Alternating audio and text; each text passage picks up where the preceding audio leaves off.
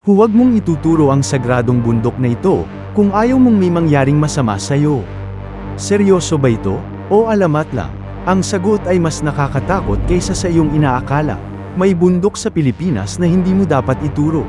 Hindi dahil bastos, kundi dahil naniniwala ang mga taga-nayon, na may nangyayaring kababalaghan dito.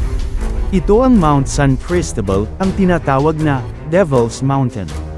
Matatagpuan ito sa hangganan ng Laguna at Quezon. 1,470 metro ang taas.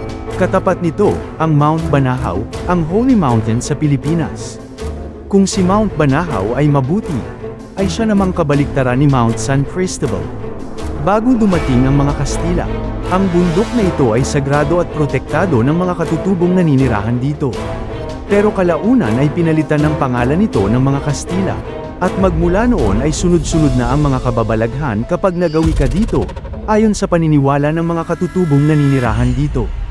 Kaya tinawag nila itong The Devil's Mountain, o ang bundok ng demonyo.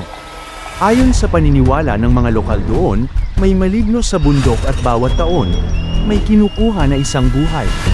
Maaaring aksidente ang pagkamatay, o kaya naman ay dito nagpakamatay. At magpahanggang ngayon, nangyayari pa daw ito. Totoo kaya, o hindi? At dito nagsisimula ang kinakatakutan ng marami. Meron daw isang nilalang na tinatawag na Tumao, isang higanteng halimaw puno. Itim ang balahibo, nagniningning mga pulang mata. Narinig daw mismo ng mga mountaineer ang mabibigat nitong yapak sa pagitan ng mga tolda habang sila ay natutulog. Marami sa mga mountaineers ang naka-experience ng pagkawala ng kanilang mga gamit sa hindi malamang dahilan. May narinig silang boses ng mga batang naglalaro kahit walang mga bata doon. May nakakita ng nagliliwanag na kulay berdeng bilog sa langit. At parang may sumusunod daw sa kanila.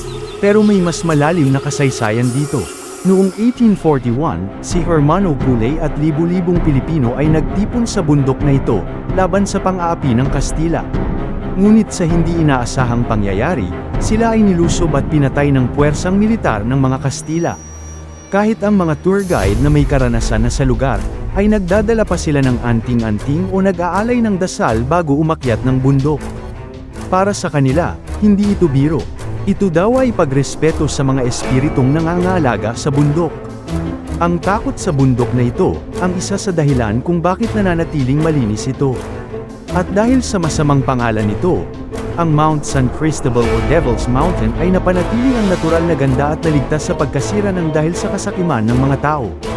Kaya huwag mong ituturo ang bundok na yan, maliban kung handa ka sa kung anuman ang mangyayari sa'yo. May narinig ka bang kwento o kakaibang na experience sa Mount Cristobal?